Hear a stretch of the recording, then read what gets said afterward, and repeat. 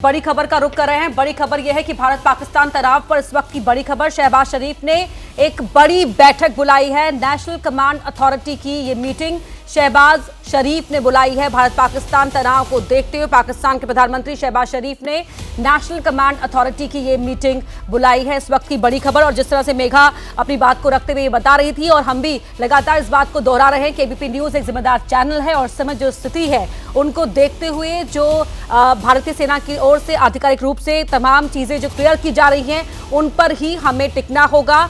और हमारे साथ हमारे सहयोगी नीरज राजपूत भी जुड़ गए हैं न्यूज रूम से। नीरज, मैं आपका रुख करूंगी। पाकिस्तान के पीएम शहबाज शरीफ ने ये बड़ी बैठक बुलाई है। बिल्कुल है, उन्होंने ये मीटिंग बुलाई है और इसमें जो पाकिस्तान के जितने भी पॉलिटिकल और मिलिट्री लीडरशिप दोनों ही होते हैं, यानी कि वो खुद मौजूद रहेंगे। इसके अलावा उनके विदेश मंत्री, जो उप प्रधानमंत्री भी हैं, रक्षा मंत्री और साथ ही पाकिस्तानी आर्मी चीफ, ये बुलाई है क्योंकि इस वक्त भारत और पाकिस्तान के बीच में तनाव जो है चरम पर है, इसलिए बुलाई गई है। और थोड़ा सा मैं अपर्णा इसमें ऐड करना चाहूँगा जो मेघा ने अभी कहा था वीडियोज़ के बारे में। बिल्कुल अभी इंडियन आर्म फोर्सेज की तरफ से आधिकारिक जानकारी सामने आई है जिसमें कहा गया है कि कोई भी वीडियो जो अभी हम लोग देख रहे हैं मीडिया, सोशल मीडिया में, ये सरकार की तरफ से यानी कि भारतीय सेनाओं की तरफ से नहीं दिया गया है, न थल सेना, वायुसेना, नौसेना की तरफ से दिया गया है। इसलिए हमें सुबह 10 बजे तक इंतजार करना पड़ेगा, जब 10 बजे भारतीय सेनाएं जो है अपनी प्रेस कॉन्फ्रेंस करने जा रही हैं। ये आधिकारिक प्रेस कॉन्फ्रेंस है। ये पहले सुबह 6 बजे होनी थी, लेकिन अब ये 10 बजे प्रेस कॉन्फ्रेंस होगी जिसमें बताया जाएगा कि भारत ने किस तरह से पाकिस्तान के वार का किया है पलटवार। तो बिल्कुल जो चीजें हैं वो साफ हो पाएंगी 10 बजे तक आधिकारिक रूप से ही, और शायद इलैबोरेशन के साथ चीजें साफ हो पाएंगी। विशाल, बिल्कुल, देखिए हमें 10 बजे तक का इंतजार करना होगा, लेकिन इतना जरूर अभी हम कह सकते हैं कि भारत ने बीती रात बहुत ही जो जवाबी कार्रवाई की है, बहुत ही व्यापक जवाबी कार्रवाई पाकिस्तान के ऊपर की गई है, क्योंकि पाकिस्तान ने लगातार भारत को उकसाने का काम किया है, भारत के सैन्य ठिकानों को निशाना बनाया। तो जवाबी कार्रवाई भारत की तरफ से जरूर की गई है, लेकिन किस तरह से की गई है, कौन कौन से टारगेट्स भारत के रहे हैं, इस पर सुबह 10 बजे का इंतजार हमें करना होगा। अपर्णा, इसके साथ ही क्योंकि एक खबर और महत्वपूर्ण हो जाती है, पाकिस्तान काफी पैनिक में दिखाई दे रहा है। पाकिस्तान के प्रधानमंत्री शहबाज शरीफ ने आपात बैठक बुला ली है, जो वहां की नेशनल कमांड अथॉरिटी है उसकी, और जहां तक मुझे याद आ रहा है ऐसी बैठक 2019 के वक्त भी तनाव के बीच उस समय पाकिस्तान की सरकार ने बुलाई थी। और जो जानकारी उपलब्ध है उसके मुताबिक जो नेशनल कमांड अथॉरिटी पाकिस्तान की होती है वो एक सैन्य और जो सिविल प्रशासन के लोग होते हैं, ये उनकी कमांड अथॉरिटी है। खास तौर पर पाकिस्तान के परमाणु हथियार कार्यक्रम और जो स्ट्रेटेजिक एसेट्स होते हैं उनके संबंध में निर्णय लेने वाली एक ये बैठक है, और यहां पर शहबाज शरीफ ने इस आपात बैठक को बुलाया है। यह दिखाता है कि पाकिस्तान पूरी तरह से पैनिक मोड में है, पाकिस्तान डरा हुआ है, और इसके बावजूद भी पाकिस्तान अपनी हरकतों से बाज नहीं आ रहा है। वो अभी भी ड्रोन और मिसाइल से हमले करने के नाकाम प्रयास कर रहा है, जिससे भारत की सेना और एयर डिफेंस सिस्टम लगातार नाकाम कर रही है। ये नेचर है, ये मूल स्वभाव है पाकिस्तान का कि नापाक हरकतों पर वो हमेशा कायम ही रहता है। विशाल, आगे मैं आपका रुख करूंगी, और इस बीच आसिफ कुरैशी की एक रिपोर्ट यहां पर दर्शकों को दिखा देते हैं। जिस तरह से हालात बने हुए हैं उनके मद्देनजर एबीपी न्यूज की तमाम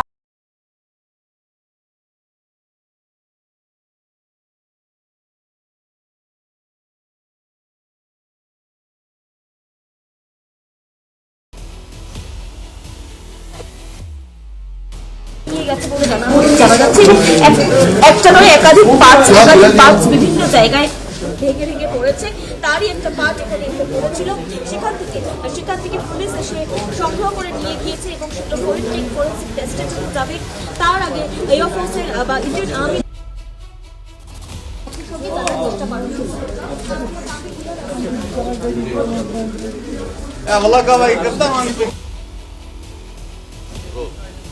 श्रीनगर के लसजन इलाके में आज सुबह श्रीनगर हवाई अड्डे पर हुए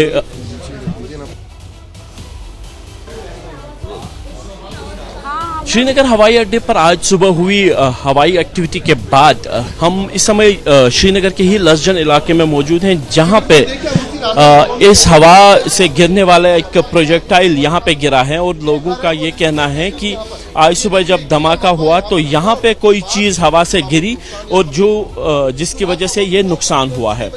उसके तुरंत बाद जो पुलिस है वो इस जगह पे पहुंची थी और यहाँ पे आकर उन्होंने जो प्रोजेक्टाइल था उसको अपने साथ ले लिया। बीच मकानों के बीच में यहाँ पे ये गिरा है और गनीमत ये रही कि ये जो प्रोजेक्टाइल था किसी मकान में नहीं लगा, तो इससे काफ़ी ज़्यादा नुकसान होता है। हालांकि पुलिस यहाँ से सब कुछ उठा के लेके गई है, लेकिन एक प्रोजेक्टाइल का एक हिस्सा है, ये पता नहीं क्या है, ये हमको यहीं पे मिला है।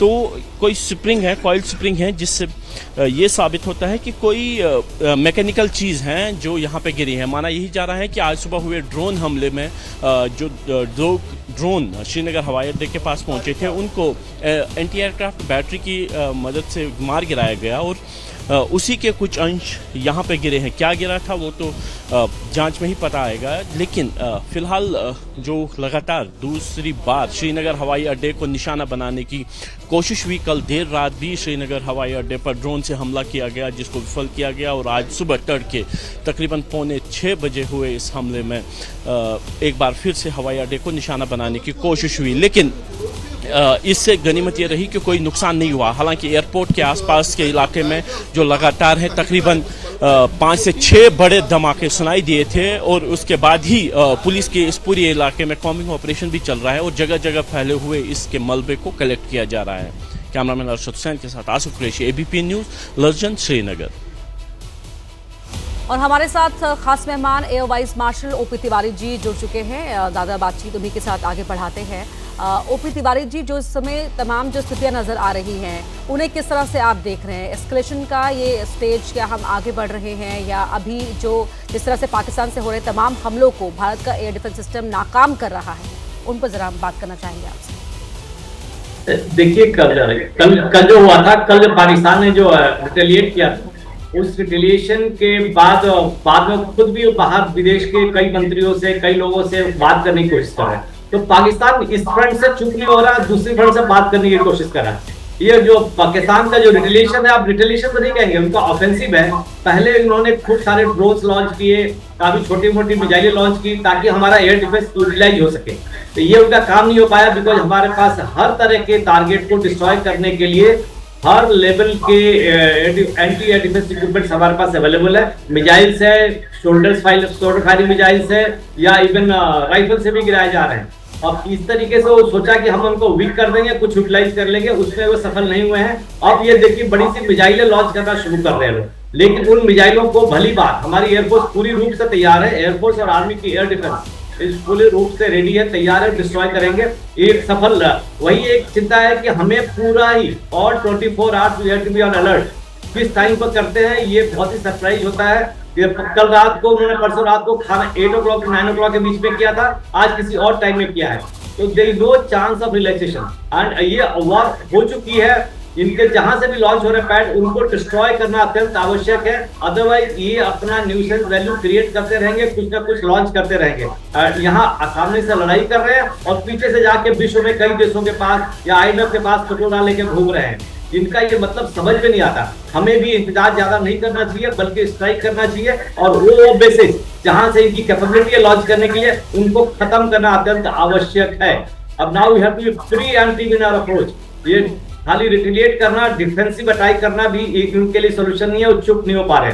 भारत ने उनको बहुत मौका दे दिया, भारत ने उनको बहुत ज्यादा मौका दे दिया कि भैया आप रुकिए, आप नहीं करेंगे, लेकिन हर बार ये कुछ ना कुछ करते रहे। अब देखिए कब तक चलता है। एक बार फुल स्केल वॉर शुरू हुआ, is a matter of time, may be 4 days 5 days, Pakistan will be all over.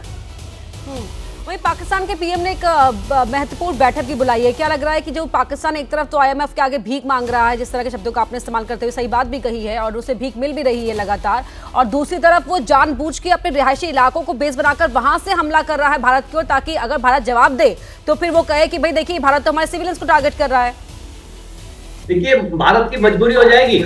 Israel, Bharat की हालत अभी इजराइल जैसी है। जिस तरह हमास ने सिविलियन शील्ड बना के इजराइल पर टारगेट करते रहे, तो भारत कब तक बर्दाश्त करेगा? 1 दिन, 2 दिन, 3 दिन। लेकिन स्ट्राइक करना पड़ेगा। थोड़े बहुत कोलेटरल डैमेज हमें स्वीकार करने पड़ेंगे। वर्ल्ड को पहले ही इंडिकेशन दे दिया है। हमारी सरकार बताने की कोशिश कर रही है कि अगर इनकी तरफ से फायरिंग नहीं रुकती है, हम फायरिंग करेंगे, उन टारगेट को करेंगे, लेकिन उसमें कुछ डैमेज होगा। पाकिस्तान आवाम के पास भी ये इंफॉर्मेशन पहुंच जानी चाहिए। और इनका जो पॉलिटिकल लीडरशिप है उसका क्लियर कट लग रहा है कि आर्मी लीडर और जो मौलाना मुनीर है और जो कार्टून है उसके ऊपर कोई कंट्रोल नहीं है। वो अपनी मर्जी से फायर किया जा रहा बिना पाकिस्तान की चिंता किए हुए कि पाकिस्तान का क्या होगा। अब इस हाई टाइम के हमें, जब तक वहां की आवाम और पॉलिटिकल लीडरशिप उस मुनीर को एलिमिनेट नहीं कर पाती है, तब तक हमें एक्शन शुरू करना पड़ेगा। अदरवाइज हम इंतजार करते रहेंगे कि वो रोके और हम निगोशिएशन शुरू हो, हमारा डैमेज ज्यादा हो जाएगा। तो इसको एलिमिनेट पाकिस्तान आर्मी खुद करे या बलूचिस्तान वाले करे या पाकिस्तान पॉलिटिकल लीडरशिप कुछ अरेंज करे। वो तो पॉलिटिकल लीडरशिप तो बिल्कुल पप्पू बनी हुई है उसके हाथ में। एक आदमी पूरी पाकिस्तान को राइट पे ले जा रहा है, पूरा वर्ल्ड की शांति को भंग कर रहा है, और ये पाकिस्तान कुछ नहीं कर पा रही है, खाली कटोरे लेकर घूम रही है। IMF को भी समझना पड़ेगा, दूसरे देशों को भी समझना पड़ेगा कि भारत की जो इंटेंशन है बहुत क्लियर है, बहुत क्लीन है, लेकिन इंटेंशंस कब तक चलते रहेंगे, कब तक हमें खड़े रहना पड़ेगा। एक तरफ से हम इंटेंशन अपना क्लियर दिखाएं कि हम नुकसान नहीं करना चाहते हैं और अपना नुकसान हम बर्दाश्त कर सके। ये थोड़ी समझने की बात है। एंड ये मेरे ख्याल से हमारी सरकार अप्रोप्रिएट डिसीजन लेगी। हमारी फौज पूरी रूप से तैयार है। मैं नहीं बताऊंगा क्या इक्विपमेंट है क्या है, बट ये पाकिस्तान की जब तक पूरी मिसाइल नष्ट हो जाए, भारत एयर डिफेंस कैपेबल है, उनको हमेशा कैपेबल, मतलब इतना सफिशिएंट है, इतना कैपेबल है कि एक मिसाइल जो भी लॉन्च करेंगे सबको इंटरसेप्ट करके जमीन पे गिरा देंगे। ये भारत की जनता को मैं आश्वासन देना चाहता हूँ। बिल्कुल, भारतीय सेना सक्षम है पाकिस्तान की तरफ से हो रहे हर हमले को नाकाम करने के लिए। मेघा, लेकिन यहाँ पर पॉलिटिकल लीडरशिप का जिस तरह से सर ने जिक्र किया, पॉलिटिकल लीडरशिप कहाँ है लीडरशिप? क्योंकि सेना के आगे वो तो हमेशा हाथ झुकाए नजर आते हैं, और जो ख्वाजा आसिफ हैं वो तो इस तरह के बयान देते हैं कि भाई अगर जरूरत पड़ी तो हम मदरसों के बच्चों का भी इस्तेमाल करेंगे। कल उन्होंने जिस तरीके के बयान दिए हैं वो आपको पाकिस्तान का सही, the true face of Pakistan बताता है। और आप वहाँ के प्रधानमंत्री की बात कर रहे हैं, तो कहाँ है प्रधानमंत्री? पिछले 4-5 दिनों से जो चल रहा है भारत और पाकिस्तान के बीच में, कहाँ है पाकिस्तानी प्रधानमंत्री? आपने एक भी स्टेटमेंट सुना? और आपको मैं क्यों कुछ कहूँ, वहाँ पाकिस्तान में ही क्या उनको कहा जा रहा है उसी पर गौर कर लेते हैं। कल ही पाकिस्तान में उनके पार्लियामेंट में वहाँ के एक मेंबर ऑफ पार्लियामेंट ने अपने ही प्रधानमंत्री को बुज़दिल बुलाया पार्लियामेंट के अंदर। उन्होंने ये 2 सवाल उठाए। उन्होंने कहा कि कहाँ है हमारे प्रधानमंत्री और क्यों कोई स्टेटमेंट नहीं है, और हमारे ऐसे प्रधानमंत्री हैं जो नरेंद्र मोदी जी के बारे में एक शब्द नहीं कह सकते, डरते हैं। तो ये है पाकिस्तान के प्रधानमंत्री, पहली बात। दूसरी बात कि जब आप पॉलिटिकल विल की बात कर रहे हैं तो समझिए कि हम किस देश की बात कर रहे हैं। हम पाकिस्तान की बात कर रहे हैं। पाकिस्तान में हमेशा से, जब से आतंकी हमले भारत में शुरू हुए, और ये मैं पिछले 2 दशक की बात कर रही हूँ आपसे, एटलीस्ट 20 ईयर्स, इन 2 दशक में हमने पाकिस्तान में क्या बदलता हुआ देखा? ये देखा कि पाकिस्तान की आर्मी और पाकिस्तान की ISI वो वहाँ की सरकार पर हावी हो जाती है। कई बार ऐसे सिचुएशंस हुए हैं, जनरल मुशर्रफ का ही आप एग्जाम्पल देख लीजिए, किस तरीके से पाकिस्तान के अंदर कू हुआ, जनरल मुशर्रफ सत्ता में आए और फिर वहाँ के प्रेसिडेंट बन गए और फिर पाकिस्तान के ऊपर राज किया। तो जहाँ आप और अभी क्या सिचुएशन है पाकिस्तान में? एक बहुत वीक प्राइम मिनिस्टर है। उस वीक प्राइम मिनिस्टर को कंट्रोल करना ये तो बाएं हाथ का खेल है ISI डायरेक्टर का या फिर आपके पाकिस्तानी आर्मी चीफ का। एग्जैक्टली जो वो हो रहा है वही हो रहा है। क्यों हमने आसिम मुनीर की ये स्पीच देखी 7 दिन पहले जब आतंकी हमले हुए, उसके पहले क्यों हमने सुना उनके मुंह से कि हिंदू मुसलमान में बेसिक क्या डिफरेंस है? क्यों सुना उनके मुंह से कि भारत और पाकिस्तान के लोग कभी साथ नहीं आ सकते हैं, कभी इन दोनों देशों के बीच में सुलह नहीं हो सकती है? वो वही रूपरेखा दे रहे थे कि जो आतंकी हमला हमने 22 तारीख को पहलगाम में देखा, उसकी रूपरेखा किसने लिखी है? आसिम मुनीर ने लिखी है। कहाँ है आसिम मुनीर? हमें वो सवाल पूछना चाहिए। पाकिस्तान के प्रधानमंत्री कहाँ है? वो इममटीरियल है, उसका कोई मतलब ही नहीं है इस पूरे सिचुएशन में। और आज अभी जो किया जा रहा है पाकिस्तान के द्वारा, अगर हम पाकिस्तान की सरकार को और वहाँ के सिचुएशन को सही समझते हैं, वहाँ के सिस्टम को सही समझते हैं, तो ये इंस्ट्रक्शंस पाकिस्तान के प्राइम मिनिस्टर से नहीं आ रहे होंगे। ये इंस्ट्रक्शन वहाँ की आर्मी के चीफ से आ रहे हैं और वहाँ की ISI का पूरा सपोर्ट है उनको। मुल्ला मुनीर भी इसीलिए आसिम मुनीर को कहा जाता है, जिस तरह के वो भड़काऊ बयान बयानबाजी करते हैं या जिस तरह की आइडियोलॉजी को फॉलो करते हैं। नीरज, मैं अब आपके पास आना चाहूंगी। जिस तरह सर ने भी जिक्र किया ओपी तिवारी जी ने कि हमास के जिस तरह काम करने का तरीका है वैसे ही शुरुआत में पाकिस्तान ने लगातार उसी स्ट्रैटेजी को अपनाते हुए काम किया, और ये भी कहा गया एक्सपर्ट्स की ओर से कहीं ना कहीं भारत के एम्युनिशन को एग्जॉस्ट करने की स्ट्रैटेजी है इसके पीछे पाकिस्तान की। जितनी मर्जी कर ले, ये बिल्कुल आपने ठीक कहा, ये हमास स्टाइल है, क्योंकि हम पिछले 2-3 महीने से देख रहे थे जो हमास के कमांडर्स हैं वो बच रहे थे। पाकिस्तान के जो आतंकी संगठन है जैश ए मोहम्मद और लश्कर तैयबा, इनके हेडक्वार्टर्स में जो हमास के कमांडर्स पहुंचे थे, एग्जैक्ट डेट हम बता सकते हैं आपको, 18 अप्रैल को जो पाकिस्तान में जैश ए मोहम्मद का हेडक्वार्टर है भावलपुर में, वहाँ पर हमास के जो कमांडर्स थे उनका स्वागत किया गया था, बाकायदा लिमोजिन गाड़ी में घोड़ों के साथ किया गया था, क्योंकि पाकिस्तान की इन आतंकी संगठनों को लगता था कि वो अपने दम पर जो कश्मीर में और भारत में आतंकवाद फैलाने में नाकाम रहे हैं, इसलिए उन्होंने इनका साथ दिया। उन्होंने देखा कि जो हमास आतंकी संगठन है किस तरह से इजराइल में आतंक फैलाता है, उसकी मदद दी। तो इसी स्टाइल में इन्होंने जो है ये अटैक्स किए हैं, और उसके लिए इन्होंने टर्की से बड़ी संख्या में जो थे ये ड्रोन्स मंगाए, छोटे ड्रोन्स मंगाए, बड़े ड्रोन्स मंगाए, और इसके लिए ही इस तरह से अटैक किया। लेकिन आपको बता दूं कि भारत का जो एयर डिफेंस सिस्टम है, एयर डिफेंस मिसाइल सिस्टम जो है वो बहुत ही अचूक है। उस पर कोई भी इस तरह से निकल के आ नहीं सकता, चाहे ड्रोन हो, फाइटर जेट्स हो, हेलीकॉप्टर्स हो, कोई भी भेद नहीं सकता, मिसाइल भी भेद नहीं सकती है। और इसीलिए 500 ड्रोन्स का एक साथ 24 घंटे के अंदर 2 बार 500 ड्रोन्स के अटैक्स को भारत की सेनाओं ने, यानी थल सेना, वायुसेना ने नाकाम कर दिया। एक फिरोजपुर में जरूर घटना सामने आई जिसमें एक ड्रोन जो था वो कामयाब रहा आने का, बाकी सारे ड्रोन्स को, मिसाइल्स को, सबको फेल कर दिया। तो ये बात सही है, बिल्कुल पाकिस्तान जो है हमास स्टाइल में अटैक कर रहा है। लेकिन आपको बता दूं वॉर रिजर्व्स भारत के बहुत बड़े हैं। पाकिस्तान के सामने तो पाकिस्तान तो कुछ भी नहीं है, उसके सामने पाकिस्तान तो 3-4 दिन नहीं झेल सकता। लेकिन भारत के वॉर रिजर्व्स इतने हैं कि पाकिस्तान नक्शे से साफ हो जाएगा और भारत का गोला बारूद खत्म भी नहीं होगा। बिल्कुल। और इसी बीच एक बड़ी खबर का हम रुख कर रहे हैं। अमृतसर में भी पाकिस्तान के ड्रोन अटैक को नाकाम किया गया है। पाकिस्तानी ड्रोन को अमृतसर में मार गिराया गया है। ये बड़ी जानकारी, अहम जानकारी। लगातार जो भारतीय सेना है वो पाकिस्तान की ओर से किए जा रहे हर हमले को नाकाम कर रही है, और एक ऐसा ही हमला जो पाकिस्तानी सेना की ओर से ड्रोन भेजा गया था उसे अमृतसर में मार गिराया गया है। और जो तस्वीरें आ रही हैं पंजाब के अमृतसर की, किस तरह से पाकिस्तानी ड्रोन जो ध्वस्त होकर नीचे जमीन पर गिरा हुआ है उसके टुकड़े, उसके मलबे यहाँ पर दिखाई दे रहे हैं, ये उन तस्वीरों में आप देख सकते हैं। और इसीलिए अमृतसर में लगातार लोगों को घरों में रहने के लिए कहा गया था कि बालकनी तक में ना आए, अपने घर के अंदर रहे, खिड़की को बंद रखे, पर्दे लगा के रखे।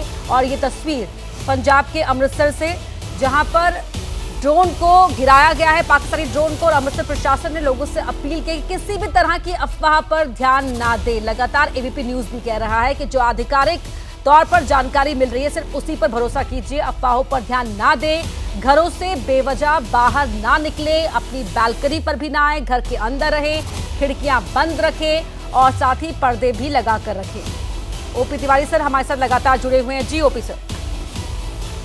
देखिए, पाकिस्तान की आवाम को, देखिए एक मैं आपको उदाहरण देना चाहता हूँ कि जिस कुत्ते को अगर घर की रखवाली करने के लिए रखा जाता है, अगर वो कुत्ता पागल हो जाए तो उसको मारना पड़ता है। ये पाकिस्तान की आवाम को, पाकिस्तान की पॉलिटिकल लीडरशिप को क्यों समझ में नहीं आ रहा है कि उनका कुत्ता जो ये मुनीर है पागल हो गया है, वो पाकिस्तान का नुकसान करता है, पागल हो जाता है तो अपने मालिक को भी काटता है, वही करना शुरू कर रहा है। उनको समझ में आना चाहिए कैसे डिस्ट्रॉय करे। लोगों को भी मैं समझना चाहूंगा, किसी को डरने की जरूरत नहीं है। ये जो भी छोटे मोटे ड्रोन पालेंगे, इनके पास ड्रोन वही है जिसमें ये लोग अपना ड्रग्स भेजा करते थे पंजाब में।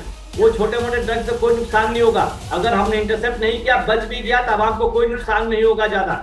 ये न्यूसेंस क्रिएट करने की कोशिश कर रहे हैं और हमारे एयर डिफेंस इक्विपमेंट को चाहते हैं कि हम थोड़ा कम हो जाए, फायर करें। ये जो समय की बात है, और proactive approach is must now. ये जो है वॉर की सिचुएशन, एक तरफ से पाकिस्तान के प्राइम मिनिस्टर तो छिपी गए हैं और ये भी छिपा हुआ है। ये हो सकता है कि आर्मी के डर से छिपा हुआ है, कोई एलिमिनेट कर दे, कोई बलूच आके इसको मार मत दे। डरपोक तो ये इतना है कि अपने परिवार को पहले भेज चुका है, अपनी प्रॉपर्टी, देश की प्रॉपर्टी पहले अमेरिका और कई देशों में भेज चुका हुआ है। तो इसको कंट्रोल करना पाकिस्तान के लिए अत्यंत आवश्यक है। खुदा पागल हो गया, थोड़ा नुकसान करेगा लेकिन मारा जाएगा।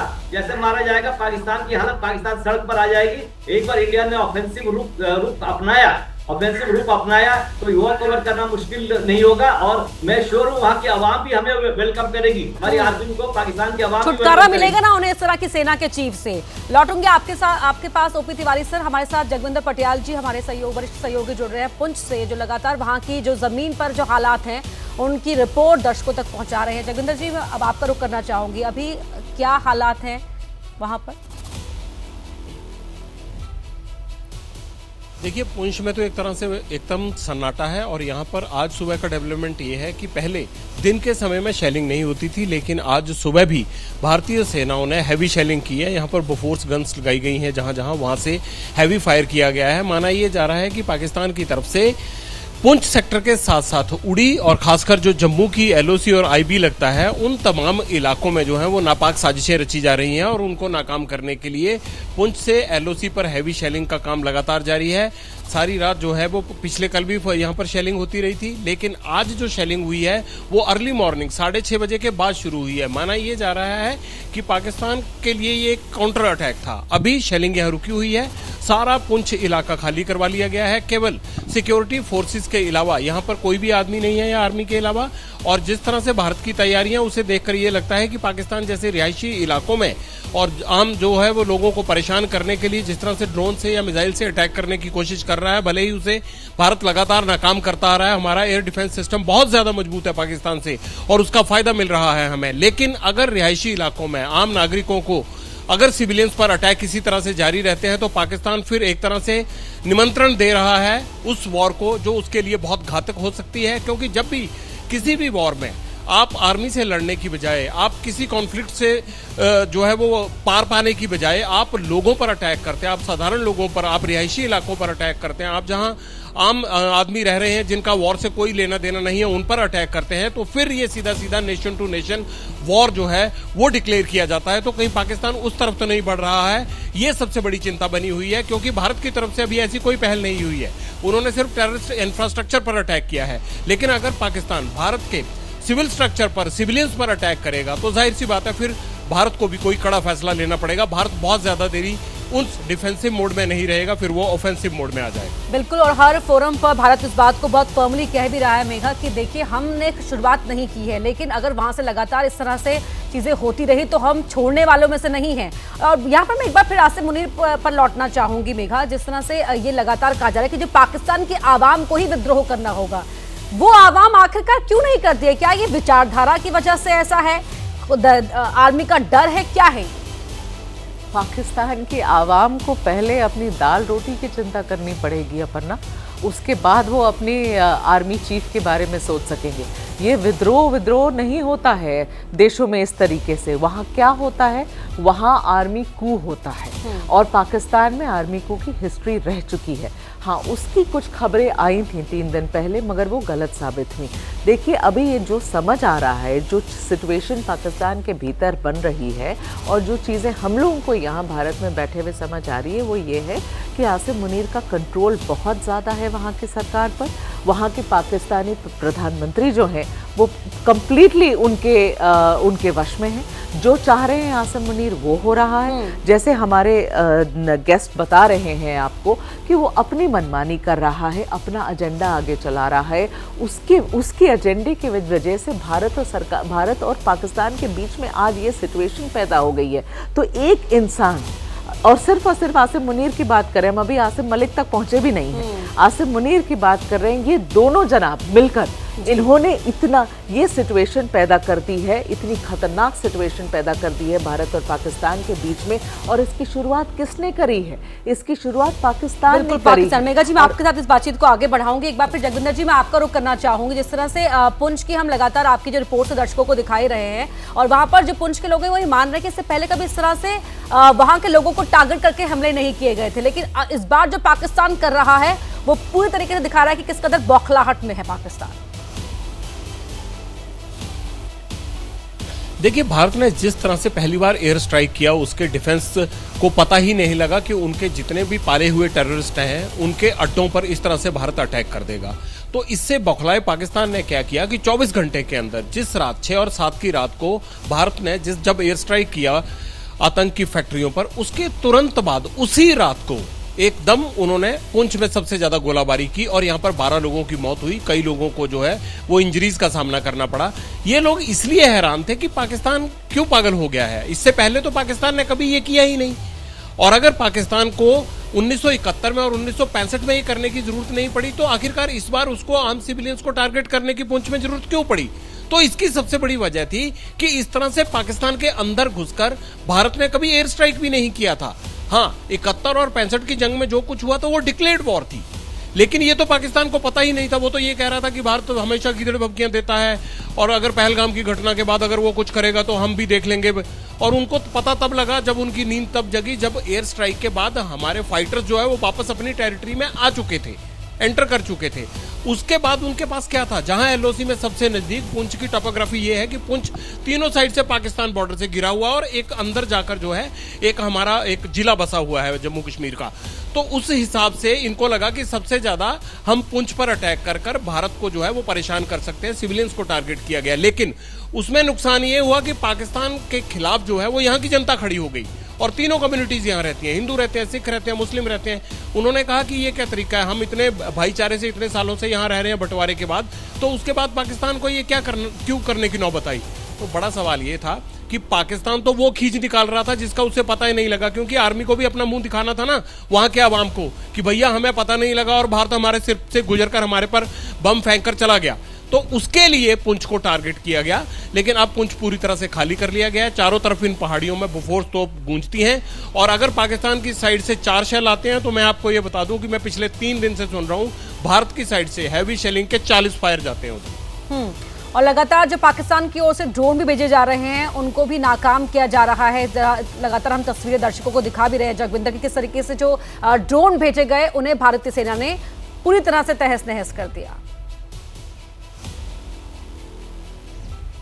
देखिए, वो ज्यादातर राजौरी और जम्मू के इलाके में जो इंटरनेशनल बॉर्डर पर ये हरकत की जा रही है, यहाँ क्योंकि इतना मजबूत इंफ्रास्ट्रक्चर रहता है और क्योंकि एलओसी पर बहुत ज्यादा डिफेंस इक्विपमेंट रहते हैं जो इन सब चीजों पर नजर रखते हैं, जो आसमान की तरफ से होने वाली एक्टिविटीज पर नजर रखते हैं दुश्मन की, इसलिए ये जम्मू जो इंटरनेशनल बॉर्डर का हिस्सा है और जो पंजाब और राजस्थान है वहां पर ये किया जा रहा है, क्योंकि वो मैदानी इलाके हैं और वहां के अपोजिट जो इलाके पड़ते हैं पाकिस्तान के, चाहे कसूर हो गया, लाहौर हो गया, ये तमाम सियालकोट हो गया, ये सब जो है वो मैदानी इलाकों में अच्छा इंफ्रास्ट्रक्चर है, हमारी आर्मी का भी उनकी आर्मी का भी। तो एलओसी पर पंगा लेने की बजाय यहाँ तो शेलिंग चलती रहती है, लेकिन ये सिविलियंस को टारगेट किया जा रहा है। यहाँ से अगर पुंछ खाली करवा लिया गया है तो यहाँ बड़ी संख्या में सिविलियंस है ही नहीं, पाकिस्तान किसको टारगेट करेगा, आर्मी हमारी उसको हाथ पैर लगने नहीं देती अपना। तो सवाल यह है कि सिविलियंस को ढूंढते हुए इंटरनेशनल बॉर्डर पर अपनी खुन्नस निकालने के लिए या अपने अवाम को या अपनी पब्लिक को ये दिखाने के लिए या पाकिस्तान आर्मी ये साबित करने के लिए कि वो भी कम नहीं है, ये इस तरह से सिविलियंस को टारगेट कर रहे हैं। राजौरी में हो रहा है, जम्मू में हो रहा है, अमृतसर में हो रहा है, पठानकोट में हो रहा है, और इसके साथ जो राजस्थान के बॉर्डर लगते हैं, जोधपुर साइड हो गया या फिर गंगानगर साइड हो गया, जैसलमेर हो गया, इन तमाम जगहों पर जो है वो इस तरह की हरकतें की जा रही है। लेकिन भारत के पास वो तमाम साधन मौजूद हैं जिससे ये साजिशें नाकाम हो रही हैं। और आप देख लेना, ये 4-6 दिन की कोशिशों के बाद पाकिस्तान घुटने टेकने पे आएगा, नहीं तो इतनी बड़ी मात खाएगा कि आप देखना अपनी टेरिटरी भी गवा बैठेगा। अभी तो टेरिटरी कैप्चर करने वाली वॉर शुरू नहीं हुई है, अभी तो भारत सिर्फ उसको यही चेता रहा है कि जो हरकत करनी थी कर दी, तेरा टेररिस्ट इंफ्रास्ट्रक्चर को हमने टारगेट करना था कर दिया, अब तू हट जा, संभल जा, बाज आ जा। और अगर ऐसा नहीं हुआ तो जब हमारे ग्राउंड ट्रूप्स और बाकी की जो तैयारियां कर रखी हैं वो शुरू हुई तो फिर पाकिस्तान को अपनी टेरिटरी के भी लाले पड़ जाएंगे, उसी तरह से जैसे उसके आवाम को आज की डेट में वहां खाने पीने के लाले हैं।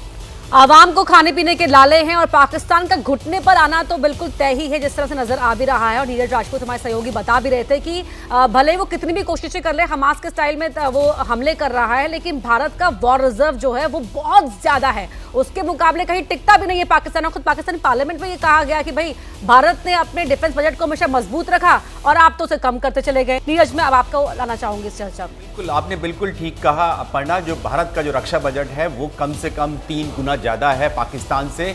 पाकिस्तान के पास इस वक्त जो टैंक हैं उनके पास तेल चलाने के लिए पैसा नहीं है, इसीलिए उनकी सारी एक्सरसाइज जितनी भी है पाकिस्तानी सेना की वो बंद हो चुकी है। जो थोड़ा बहुत ये फायरिंग करते हैं, अपनी मिसाइल का इस्तेमाल करते हैं, क्योंकि इन्होंने अपना सारा पैसा जो है ये न्यूक्लियर बॉम्ब बनाने में इस्तेमाल कर दिया। लेकिन इस बात ये जो न्यूक्लियर की धमकी देते हैं, न्यूक्लियर बॉम्ब की जो धमकी देते हैं, इस बार इनकी ये न्यूक्लियर बॉम्ब की धमकी भी नहीं चल पाएगी, ब्लैकमेलिंग नहीं चल पाएगी। भारत ने ऐसे कड़े इंतजाम किए हैं कि इस बार इनको बहुत ज़बरदस्त इनको मार पड़ने वाली है पाकिस्तान को, चाहे इनके पाकिस्तान के प्रधानमंत्री हो, चाहे इनकी सेना हो, असीम मुनीर हो, इन सबको ऐसा सबक सिखाया जाएगा कि आने वाली इनकी नस्लें याद रखेंगी कि इन्होंने भारत में पहलगाम नरसंहार करके इन्होंने बहुत बड़ा जो खतरा मोल लिया है भारत से।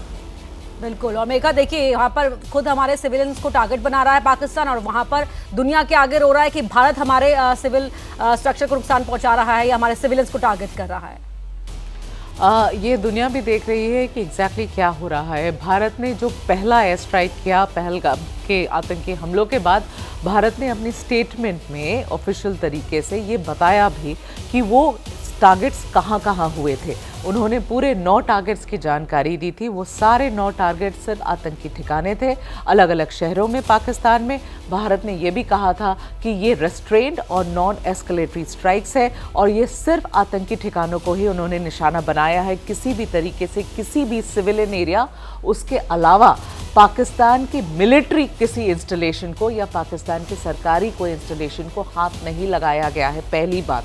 दूसरी बात, उसके जवाब में जब पाकिस्तान ने, इनफैक्ट जवाब तो देना ही नहीं था पाकिस्तान को, लेकिन जब उन्होंने ड्रोन उड़ाए, पहले दिन जब ड्रोन उड़ाए तो वो सारे ड्रोन रिहायशी इलाकों में ही उड़ाए उन लोगों ने। ये तो अच्छी बात है कि भारत की एयर डिफेंस सिस्टम इतनी तेज़ है, इतनी स्ट्रांग है, इतनी मजबूत है कि सारे ड्रोन्स हवा में ही न्यूट्रलाइज कर दिए गए। लेकिन अगर नहीं कर दिए जाते, अगर वो गिरते तो हमारे रिहायशी इलाकों में ही गिरते। और कल रात में जो उन्होंने किया, और पहले दिन जब किया तो लगभग 300 से 400 ड्रोन, भारत की सरकार ने ये आंकड़े उनके हैं, उन्होंने कहा 300 से 400 ड्रोन, आर्म्ड ड्रोन्स उन्होंने भारत के ऊपर उड़ाए थे।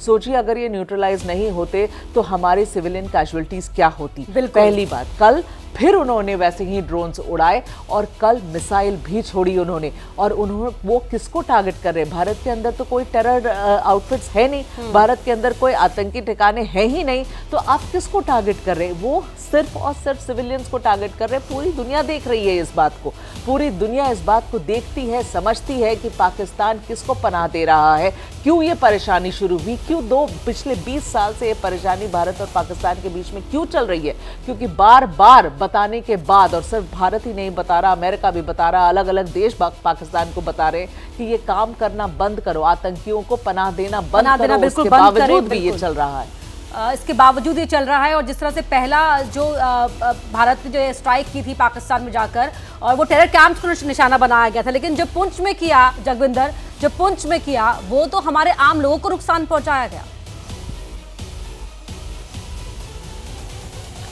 देखिए, इस तरह की हरकतों से पाकिस्तान ये तो साबित कर सकता है कि जो उसने जवाब दे दिया, जो उसके अवाम पर जो है टेररिस्टों पर हमला हुआ, उसका उसने अवाम पर जवाब दे दिया। लेकिन बड़ा सवाल क्या होता है, क्या पाकिस्तान भारत को ये मजबूर कर रहा है कि वो एक वॉर शुरू करे? हमारे लिए आज की डेट में क्या है, ये एक ऑपरेशन है, ऑपरेशन सिंदूर है, और ऑपरेशन किसी भी एक पर्टिकुलर एक मिशन के तहत चलाया जाता है। लेकिन जब वॉर होती है तो उसमें फिर ये नहीं देखा जाता कि किसका नफा होगा, किसका नुकसान होगा, फिर वो बड़े स्तर पर होती है, उसमें बहुत कुछ खोना पड़ता है। भारत किसी भी तरह से वॉर के पक्ष में नहीं है। ये अभी तक की उसकी जो चाहे डिप्लोमेटिक या डिफेंस जो एक्टिविटीज रही हैं उसको देखकर ये लगता है। भारत ये चाहता है कि पाकिस्तान को जो बताना था, जो उन्होंने टेररिस्ट अटैक किया था, उनके टेररिस्ट कैंप्स पर, उनके टेररिस्ट के जो आका थे, उनकी जो टेररिस्ट की फैक्ट्री है, वो उस इंफ्रास्ट्रक्चर को ध्वस्त कर दिया। भारत पाकिस्तान को ये चेताकर कि आगे से इनको आप अपने देश में बढ़ने से रोके, इतना करना चाहता है। यही पूरी दुनिया को दिखाया गया है और जियोपॉलिटिक्स में भारत का यही सब भी कहना है। लेकिन अगर आप भारत के सिविलियंस पर, भारत के डिफेंस इंफ्रास्ट्रक्चर पर, अगर आप भारत की टेरिटरी में किसी भी तरह से ड्रोन या एयर से स्ट्राइक करने की कोशिश करेंगे तो फिर वो वक्त करीब आ जाएगा जब दिल्ली में एक संदेश दिया जाएगा कि अब भारत जो है वो युद्ध में है। और जब ये संदेश दे दिया जाता है तो फिर जहां मैं खड़ा हूं, फिर ये सेनाएं आगे भी बढ़ेंगी, बम भी फेंकेंगी, एरिया भी कैप्चर करेंगी। शिमला समझौते का उल्लंघन पहले ही पाकिस्तान कर चुका है, जो हरकत कर रहा है। अब शिमला समझौता कहीं भी वैलिड नहीं रहा है, जिसके तहत ये पूरी LOC प्रोटेक्ट की गई थी और दोनों के इलाके तय किए गए थे। तो शिमला समझौते के उल्लंघन के बाद अगर आर्मी आगे बढ़ेगी तो पाकिस्तान को बहुत कुछ गंवाना पड़ेगा। जब तक वहां कू होगा, जब तक आसिम मुनीर को वो जो है वो जेल में डालेंगे, तब तक मुझे लगता है कि उनके बहुत सारे इलाके यहां से जाते रहेंगे। तो इंडियन आर्मी प्रिपेयर्ड है और 15 दिन में ये सब प्रिपरेशन ही की गई थी, ये तैयारी ही की गई थी और स्टॉक पूरा है। यहाँ हमने पुंछ में बहुत सारे अधिकारियों से बात हमारी हुई है, तमाम तरह का स्टॉक पूरा है। अब पाकिस्तान को देखना है कि वो कितने दिन सस्टेन कर सकता है, पंगा उतना ही आगे बढ़ के ले। खोना ही खोना है पाकिस्तान की किस्मत में, और जो उसने किया है, जिसको कहते हैं ना कर्मों का फल मिलना है, उसके बावजूद भी हरकतें ऐसी। ओपी तिवारी सर, अब मैं आपको वापस लाना चाहूंगी इस चर्चा में। जिस तरह से जगविंदर जी भी बता रहे थे कि सब कुछ है हमारे पास, हम सक्षम हैं, हम शुरुआत नहीं करते क्योंकि भारत का स्वभाव नहीं है इस तरह की हरकतें को करना, लेकिन पाकिस्तान का तो मूल स्वभाव ही ऐसा है। और अब हम पूरी तरह से इस मोड में है कि जवाब देना है और हमेशा के लिए देना है। सर, भारत ने अपनी पूरी कोशिश कर दी, इंटरनेशनल सारी कंट्री में सारे लेवल पे रेज कर दिया, सबको कन्विंस हो गया। बट ये सही बात है कि आदमी को अपने पैर पे ही खड़ा होना पड़ता है। ओपिनियन अलग चीज है और सपोर्ट अलग चीज है। तो ये, लेकिन एक बात और भी है कि पाकिस्तान की आवाम को भारत पर बहुत भरोसा है कि हमारे ऊपर बॉम्ब नहीं गिराएंगे। लेकिन जिस तरह की एक्टिविटी चलती जाएगी और आवाम को महसूस हो जाएगा कि अब बस मजबूरी है, हमारे पास भी बॉम्ब गिर सकते हैं, तब ये पागल कुत्ते को हटाएंगे। ये कुत्ता ना आगे बढ़ रहा ना पीछे बढ़ रहा, ये आवाम को समझ में आ जाएगा। आर्मी कू का कोई स्कोप नहीं है। अगर आर्मी कू अभी हुआ तो फिर से 10 साल की शांति होगी, फिर से होगा। वहां आर्मी को दबाना बहुत अत्यंत आवश्यक है। लॉन्ग टर्म मेजर आर्मी को वीक करना है, आर्मी को दबाना है। जिस तरीके से आर्मी 1953 ऑनवर्ड्स पॉलिटिकल लीडर्स के साथ कंट्रोल कर रही है और देश को, पाकिस्तान को टेकिंग फॉर अ राइट, उसको अगर आवाम नहीं समझेगी तब तक ये पाकिस्तान की समस्या दूर नहीं हो सकती। आवाम बहुत पावरफुल होता है। ये अलग बात है कि आर्मी और आवाम का जो रेशियो है किसी और कंट्री की अपेक्षा पाकिस्तान में काफी ज्यादा है। पिछली बार जो कोर कमांडर के घर में घुसी थी जवान, तो वो दबाने में सफल हुए थे, लेकिन अभी तो आर्मी कहीं और लगी हुई है। ये सही समय है, ये सही समय है पाकिस्तान आवाम के लिए सड़क पे आना। ये सही समय है बलूचिस्तान ब्रिगेड की जो 26 बटालियन है उसको सामने आना और रिवोल्ट करना। ये रिवोल्ट करेंगे तो पाकिस्तान के लिए अच्छा होगा, पाकिस्तान के लिए अच्छा होगा, विश्व के लिए अच्छा होगा। मैं अपील करता हूँ बलूचिस्तान आर्मी के जो कोर क्वेटा में है उसको रिवोल्ट करे और आवाम सड़क पर आए। जब तक आवाम सड़क पर नहीं आएगी, शरीफ साहब भी बंकर में बैठे रहेंगे। जब तक मुनीर को कोई देशभक्त पाकिस्तान का उसको एलिमिनेट नहीं करेगा, तब तक ये शांति नहीं बनेगी। क्योंकि कुत्ता पागल हो गया है, न समझ सकता है, न समझाया जा सकता है इसको। तो न समझने की जो तैयार नहीं है उसको समझाने की कोई जरूरत नहीं है। पॉलिटिकल लीडरशिप दिखाने की कोशिश कर रहे हैं, अपना भीख मांग रहे हैं। अब कटोरा भरेंगे तो कटोरा मुनीर के पास ही आएगा। अब कटोरा से क्या करेगा वो कटोरे में जो भीख आएगी उसे कुछ आम खरीदेगा। लोगों का इसी बीच बिल्कुल सर रोकना चाहूंगी यहाँ पर। इस बीच एक बहुत बड़ी खबर आ रही है, दर्शकों को बता देते हैं। भारत पाकिस्तान तनाव के बीच ये बड़ी खबर, अमेरिका के विदेश मंत्री मार्को रूबियो ने पाकिस्तान के आर्मी चीफ से बात की है। आज सुबह मार्को रूबियो ने आसिम मुनीर से बात की है। ये बड़ी खबर मिल रही है। अमेरिकी विदेश मंत्री ने पाकिस्तान के आर्मी चीफ आसिम मुनीर से बात की है। मेघा लौटूंगी आपके पास, नीरज राजपूत से इस पूरे बारे में जानकारी हासिल करते हैं। जी नीरज। बिल्कुल, देखिए अपर्णा, जो पाकिस्तान में अगर किसी की चलती है तो वहाँ पर जो सिविलियन गवर्नमेंट है, डेमोक्रेटिक गवर्नमेंट है, वहाँ पर कोई नहीं चलती है। वहाँ पर जो भी हुक्मरान हैं वो सारे रिपोर्ट करते हैं असीम मुनीर को, जो पाकिस्तानी सेना प्रमुख होता है उनको। इसीलिए अब अमेरिका को भी लगने लगा है कि उन्होंने बात की थी, उन्होंने शहबाज शरीफ से कल बात की थी और उनके विदेश मंत्री से भी बात की थी, लेकिन उनको समझ में आ गया कि पाकिस्तान में अगर किसी से बात की जा सकती है तो वो असीम मुनीर से की जा सकती है, पाकिस्तानी सेना प्रमुख से की जा सकती है। इसलिए पाकिस्तानी सेना प्रमुख को कहा गया है कि आप जो है इस तरह की कार्रवाई जो एस्केलेट ना करें भारत के साथ, इस जो कि तनाव चल रहा है इसको जल्द से जल्द खत्म किया जाए।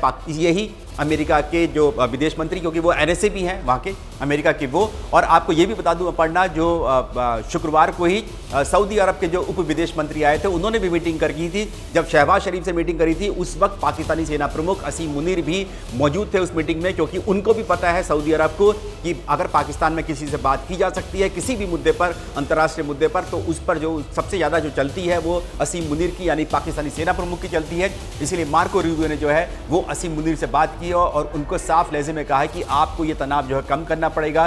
भारत के साथ जो आप ये उकसावे वाली कार्रवाई कर रहे हैं ये आपको बंद करनी होगी। मेघा। जी बिल्कुल, देखिए कल 2-3 चीज़ें हुई थी। आप आसिम मुनीर की बात कर रही हैं और मार्को रूबियो की बात कर रही हैं, तो कल रात में और परसों, इनफैक्ट रादर परसों की बात है ये, जब उन्होंने 2 फ़ोन कॉल्स किए थे। उन्होंने पाकिस्तान के प्राइम मिनिस्टर शहबाज शरीफ से बात करी थी और वहाँ के विदेश मंत्री से बात करी थी। शहबाज शरीफ की बातचीत में मार्को रूबियो ने जो बहुत अहम बात कही थी वो ये थी, पहले तो ऑफकोर्स कि ये डीएस्केलेट किया जाए, इसे ख़त्म किया जाए, एक्सेट्रा एक्सेट्रा, लेकिन उसके बाद उन्होंने ये भी कहा था, उनके स्टेटमेंट के अंत में ये बात लिखी गई थी कि भाई आप जो सपोर्ट कर रहे हैं टेरर एलिमेंट्स को, वो करना बंद करें। पाकिस्तान जिस तरीके की पनाह दे रहा है इन आतंकियों को, वो करना बंद करे। और ये बात ऐसा नहीं कि पहली बार अमेरिका पाकिस्तान को ये बात कह रहा है, कई बार और कई अलग अलग प्रेसिडेंट्स ने ये बात कही है। पाकिस्तान को मानना पड़ा है, वहाँ के मंत्रियों को, वो अभी भी जब जो इंटरव्यूज़ दे रहे हैं इंटरनेशनल चैनल्स को, उनको मानना पड़ा है कि उनकी पॉलिसी रही है, कई दशकों से उनकी पॉलिसी रही है पाकिस्तान की, कि वो टेरर एलिमेंट्स को पालते हैं, पोसते हैं और फिर इस्तेमाल करते हैं जहाँ उन्हें ज़रूरत होती है।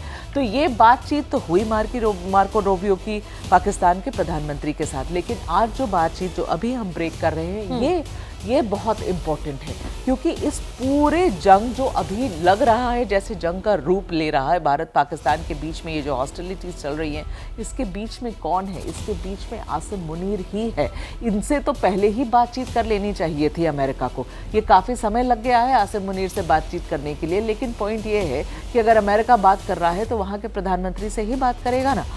आसिम मुनीर से क्यों बात करेगा? At the end of the day Asim Munir तो वहाँ के आर्मी चीफ हैं, तो आर्मी चीफ से क्यों बात करेगा? लेकिन है ही सिचुएशन पाकिस्तान में ऐसी कि आप आर्मी चीफ से बात नहीं करेंगे तो शायद ये मैटर सुलझेगा भी नहीं। और वो जिस तरीके से वो बात करते हैं, जो काम वो कर रहे हैं, वो आर्मी चीफ का रोल नहीं है, वो एक आतंकी का रोल है। जो काम आसिम मुनीर कर रहे हैं वो एक आतंकी करता है। तो अमेरिका लगभग आप समझिए कि ऑफिशियल तरीके से तो वो आर्मी चीफ है, लेकिन एक आतंकी से ही एंगेज कर रहा है इस पूरे सिचुएशन को सॉल्व करने के लिए। शहबाज शरीफ एक सिर्फ डमी प्राइम मिनिस्टर के अलावा कुछ और नहीं, इसलिए आसिम। बड़ी खबर का रुख कर रहे हैं। अमृतसर में भी पाकिस्तान के ड्रोन अटैक को नाकाम कर दिया गया है। इस वक्त की बड़ी खबर आपको बता रहे हैं, पाकिस्तानी ड्रोन को अमृतसर में मार गिराया गया है। लगातार हम आपको बता रहे हैं, ये अपडेट्स दे रहे हैं कि किस तरह से पाकिस्तान से आ रहे ड्रोन को अमृतसर में मार गिराया गया है।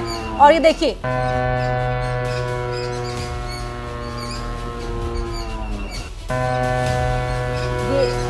ड्रोन की आवाज आप सुन पा रहे हैं, और इससे पहले भी मलबा हमने आपको दिखाया था किस तरह दिखा था, और अब ये पाकिस्तानी ड्रोन को अमृतसर में मार गिराया गया है। कई ड्रोन मार गिराए गए हैं, पाकिस्तान की ओर से ड्रोन भेजे गए थे उन्हें अमृतसर में मार गिराया गया है। कई ड्रोन, सभी मिसाइल, सभी ड्रोन हमले, पाकिस्तान से हो रहा हर एक हमला भारतीय सेना नाकाम कर रही है। और इसीलिए कहा जा रहा है कि भारत का जो एयर डिफेंस सिस्टम है बहुत मजबूत है, और इसीलिए पाकिस्तान की ओर से किए जा रहे हर हमले को वक्त पर इंटरसेप्ट कर वो उन्हें ध्वस्त कर रहा है, मार गिरा रहा है। ये पाकिस्तानी ड्रोन जो अमृतसर में मार गिराया गया है। एबीपी न्यूज पर ये तस्वीर एक्सक्लूसिव आप देख रहे हैं। थोड़ी देर में अब आर्मी की सेना की ओर से प्रेस ब्रीफ भी होना है, और उसमें हर एक जानकारी स्पष्ट हो जाएगी आधिकारिक तौर पर। तस्वीर पंजाब के अमृतसर की, कई पाकिस्तानी ड्रोन मार गिराए गए हैं भारतीय सेना की ओर से। मिसाइल, ड्रोन अटैक, हर अटैक को नाकाम कर दिया गया है। भारत ने पाकिस्तान की ओर से भेजे गए कई ड्रोन मार गिराए हैं। अमृतसर में यह हमला जो पाकिस्तान की ओर से किया गया था, ड्रोन अटैक, उसे नाकाम कर दिया गया है। तो दूसरी बार भी नापाक ड्रोन आए और उन नापाक ड्रोनों को भी मिट्टी में मिला दिया गया। ये है भारतीय सेना का शौर्य, ये है भारतीय सेना का एयर डिफेंस सिस्टम, और इसीलिए हर हमले को इंटरसेप्ट करते हुए उसे नाकाम कर दिया जा रहा है। नीरज, ये पाकिस्तान की तरफ से जो ड्रोन्स हैं जितने उड़ाए जा रहे हैं, ये कोई भी कामयाब नहीं हो पाएगा। हमने देख रहे हैं कि किस तरह से। बिल्कुल, एक मिनट नीरज, ये भुज की तस्वीर है, ये गुजरात के भुज की तस्वीर है, जहां पर जो ड्रोन अटैक यहां पर भी किया गया था उसे भी हवा में ही मार गिराया गया।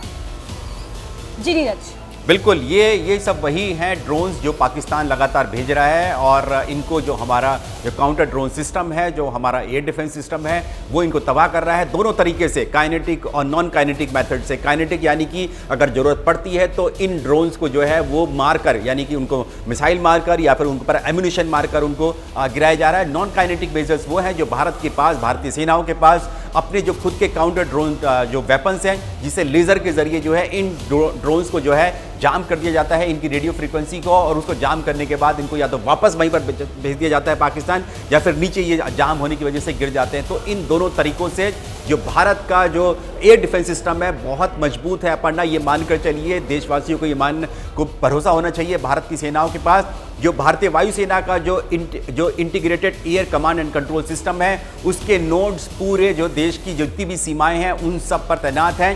वहां पर जितने भी रडार सिस्टम है भारतीय वायुसेना के, थल सेना के, उन सबको एक जगह कमांड दी जाती है, ताकि अगर कोई भी इंट्रूजन होती है, उल्लंघन होता है हमारी एयर स्पेस का, चाहे वो फाइटर जेट्स हो, लड़ाकू विमान हो दुश्मन के पाकिस्तान के, या हेलीकॉप्टर हो, या फिर मिसाइल हो, या फिर इस तरह के ड्रोन हो, छोटे ड्रोन हो, बड़े ड्रोन हो, किसी को भी इंटरसेप्ट डिटेक्ट करने के बाद उनको मार गिराया जा सकता है। और हर हमले को हम यहाँ पर नाकाम कर रहे हैं। हमारे साथ जगविंदर पटियाल जी भी जुड़े हुए। जगविंदर जी, तस्वीरें हम दिखा रहे हैं, चाहे गुजरात का भुज हो, पंजाब का अमृतसर हो, पाकिस्तान से किया गया हर हमला भारतीय सेना नाकाम कर रही है। देखिए, ड्रोन ऑपरेशन को लेकर सामान बदला है। अमृतसर, गुरदासपुर और तरनतारन, ये 3 इलाके हैं जिसमें पिछले 5 साल से ड्रोन ऑपरेट कर रहा है। सिर्फ तब क्या करता था, ये ड्रग सप्लाई के लिए करता था। अब आर्मी ने वही उन्हीं स्मगलरों से और अपने उन्हीं आईएसआई के लोगों से और पाक रेंजर से इसको मिसाइल्स के लिए इस्तेमाल शुरू करवाना कर दिया है, या इसे ग्रेनेड या बाकी हमलों के लिए करवाना शुरू कर दिया है। इस पूरे बॉर्डर एरिया में इनका ड्रोन इंफ्रास्ट्रक्चर ड्रग स्मगलरों के साथ पिछले 5 साल से ऑलरेडी एक्टिव था, और उसको जो है बीएसएफ और बाकी तमाम जो एजेंसियां वहां पर लगी हुई हैं वो उसे नेस्तनाबूद करती थी, और बहुत सारे ड्रोन इनके गिराए भी गए हैं। हथियारों की सप्लाई भी वहां से इन्हीं टेररिस्ट के जरिए पंजाब में करवाई जाती थी। उसे सैकड़ों बार बीएसएफ और पंजाब पुलिस ने पकड़ा है। इसीलिए अब बीएसएफ के साथ Punjab police second defence line तैयार कर रही है वहां, और उस पर ऑलरेडी पहले से काम चल रहा है, और वहां पर काउंटर ड्रोन्स को ही, अटैक को या ड्रोन जो इनकी तरफ से आते हैं उसे न्यूट्रलाइज करने के लिए सिस्टम क्रिएट किया जा रहा है। तो अब वॉर की सिचुएशन बनी हुई है। ऐसे में उन्हीं अपने तमाम टेररिस्ट नेटवर्क को एक्टिवेट किया है आईएसआई और पाक रेंजर्स ने आर्मी के साथ मिलकर, जिसके जरिए वो स्मगलिंग करता था। दूसरी बात, आपने आखिरी जवाब मैं दे लूं आपको कि जो आपने अमेरिका की बात की कि अमेरिका ने आसिम मुनीर से बात की है, देखिए भारत के लिहाज से ये बहुत अच्छा है, क्योंकि आसिम मुनीर को एक बार 2 बार अमेरिका समझाएगा, और उसके बाद भारत ने जो करना होगा वो भारत करेगा। तो फिर पाकिस्तान को वो ये नहीं कह सकते, या भारत को अमेरिका को बहुत कन्विंस नहीं करना पड़ेगा कि देखिए ये हमने मजबूरी में किया। अमेरिका खुद कहेगा भारत को कि भैया हमने भी समझा कर देख लिया था, अब ये नहीं समझता, हमारे समझाए भी तो आपके पास कोई चारा नहीं है। तो भारत की डिप्लोमेसी के हिसाब से अमेरिका का आसिम मुनीर से बात करना, डी एस्केलेशन के लिए कहना, टेररिस्ट इंफ्रास्ट्रक्चर को ना क्रिएट होने दे, ये बात कहना भारत के आने वाले टाइम के लिए बहुत सही है। अगर भारत एग्रेसिव होता है तो फिर अमेरिका भी पाकिस्तान को किसी भी तरह बचाने की कोशिश नहीं करेगा। इसलिए ये बातचीत मुझे लगता है कि आगे आने वाले टाइम के लिए अच्छी है। हालांकि वॉर ना हो तो बहुत बढ़िया है, लेकिन अगर पाकिस्तान नहीं हटेगा तो इसके अलावा विकल्प भी क्या है? जी बिल्कुल, इसके अलावा विकल्प भी नहीं है। मेघा जी बिल्कुल, विकल्प तो कम ही अब दिख रहा है सामने। देखिए, ये एस्केलेशन नहीं होनी चाहिए थी। आपने आतंकी हमला किया हमारे यहाँ, पहले तो आपको वो नहीं करना चाहिए था, लेकिन आप हैं ही ऐसे स्टेट जिन्होंने हमारे यहाँ आतंकी हमला किया। आतंकी हमला किया तो भारत ने जवाब दिया। भारत ने जब जवाब दिया तो मैटर को वहीं ख़त्म हो जाना चाहिए था, लेकिन फिर पाकिस्तान ने अपनी इज्जत बचाने के लिए, अपने डोमेस्टिक ऑडियंस के लिए, या जिस भी वजह से, और जिसने भी वहाँ ये डिसाइड किया कि नहीं अब हमें ड्रोन से अटैक करना है, हमें PL-15 छोटे छोटे रॉकेट्स मारने हैं भारत के अंदर, और हमें अपनी फाइटर जेट भी स्क्रैम्बल करनी है भारत में मिसाइल फेंकने के लिए या टारगेट करने के लिए भारत को, तो ये सब करा तो इसका जवाब तो मिलेगा ना। और उसके बाद फिर किया, एक दिन करके चुप नहीं रहे और फिर मिला। हमारे जो रिपोर्टर हिरेन राजगुरु वो भी हमारे साथ जुड़ गए हैं। हिरेन, जिस तरह से भुज की तस्वीरें दर्शकों को हमने दिखाई है कि किस तरह से पाकिस्तान की ओर से ड्रोन भेजा गया और उसे नाकाम कर दिया गया भारतीय सेना की ओर से। बिल्कुल बिल्कुल, यहाँ पे भुज शहर के अंदर जो एयरफोर्स स्टेशन आया हुआ है उसके आसपास 3 ड्रोन देखे गए थे जिसको सेना ने गिरा दिया है। अभी ये आप देख सकते हो, तस्वीरें स्पष्ट है कि यहाँ से करीबन 5 से 6 किलोमीटर दूर ये एयरफोर्स स्टेशन आया हुआ है, जहाँ का रास्ता अभी आम लोगों के लिए बंद कर दिया है, क्योंकि अभी पुलिस वहाँ पर है, सेना की कार्यवाही अभी चल रही है, जिसको चलते ये रास्ता बंद कर दिया गया है। अभी भुज के लोगों को सायरन बजा के ये चेतावनी दी गई है कि अगर बहुत ज़्यादा ज़रूरत ना हो तो अपने घर में रहे, सेफ रहे। भूज से सटे हुए माधापर करके गांव भी आया है। माधापर के लोगों को भी चेतावनी दी गई है कि वो भी अपने घर में सुरक्षित रहे। ये एक हो गया भूज के आसपास एयरफोर्स स्टेशन जो आया हुआ है, वहाँ पे 3 ड्रोन गिराए गए थे। तो दूसरी तरफ अबड़ासा के नज़दीक भी एक ड्रोन सवेरे सवेरे गिराया गया है। जो सुबह में जो हरकत की थी, नापाक हरकतें जो थी, उसको मिटाया गया है और सेना ने उसका जवाब दिया है, उसको निष्फल किया गया है। अगर कल रात की बात करें तो कल रात भी यहाँ पे जो क्रीक विस्तार आया हुआ है सरहद पे, वो क्रीक विस्तार में जो लखी नाला है, वो लखी नाला के आसपास भी ड्रोन देखे गए थे और वहाँ पर भी एक ड्रोन गिराया गया था। तो ये जो एयरफोर्स स्टेशन है यहाँ पे भुज में नलिया, उसके आसपास भी ये गतिविधियाँ देखने मिली। लेकिन अभी तक जो जानकारी मिली है तो एयरफोर्स स्टेशन भुज के पास 3 ड्रोन गिराए गए और अबड़ासा के दुभी के पास 1 ड्रोन गिराया गया है। जी बहुत धन्यवाद धीरेन्द्र राजगुरु आपका इस जानकारी के लिए और इन तस्वीरों के लिए। 3 जो ड्रोन हैं वो पाकिस्तान की ओर से भेजे गए थे, ड्रोन अटैक किया गया था, लेकिन भारतीय सेना ने वक्त रहते उन्हें ध्वस्त कर दिया, धराशायी कर दिया। ओपी तिवारी जी हमारे साथ जुड़े हुए हैं। ओपी तिवारी जी, हाँ बोलिए जी, हर हमला जो पाकिस्तान की ओर से किया जा रहा है, ड्रोन जो भेजे जा रहे हैं, उन्हें हवा में ही ध्वस्त किया जा रहा है भारतीय सेना की ओर से। ये देखिए, ये पाकिस्तान की बौखलाहट है, पाकिस्तान की नहीं कहूँगा, और पाकिस्तान का जो कुत्ता जो पागल हो गया उसकी बौखलाहट है। लॉन्च करने की कोशिश कर रहा है ताकि लोग परेशान हैं। हमें एक बहुत बड़ा एक चीज मैं करना चाहूंगा कि उसको बहुत ज्यादा भरोसा था कि उसके जो स्लीपर सेल्स है इंडिया में वो आगे आएंगे। तो मैं पब्लिक से अपील करना चाहूंगा कि वो स्लीपर सेल्स कहीं पर भी थोड़ा सेंस लगे, पुलिस की हेल्प करे ताकि उनको डिस्ट्रॉय किया जाएगा। कि इस उम्मीद में भी था कि हमें खाली इंडिया से नहीं लड़ना बल्कि इंडिया के स्लीपर सेल्स से जगाएंगे और हम लड़ेंगे। ये बहुत अत्यंत आवश्यक है क्योंकि सामने की लड़ाई तो लड़ ही नहीं सकता। इसने तो एक वॉर का डायमेंशन ऐड कर दिया। 3 बटालियन रेंज की जैश, लश्कर और तीसरी आतंक बटालियन, उसको आतंक का चोला पहना है उसने। वो उनकी आर्मी की बटालियन है, वो प्रूव कर दिया जब इनका अंतिम संस्कार हो रहा था तो फ्लैग में लपेट के ले गए। इनके हाफिज साहब और जिनके लीडर्स हैं उनको कोर कमांडर का स्टेटस प्राप्त है। इनके जो घर थे वो कैंटोनमेंट जैसे स्विमिंग पूल सभी है।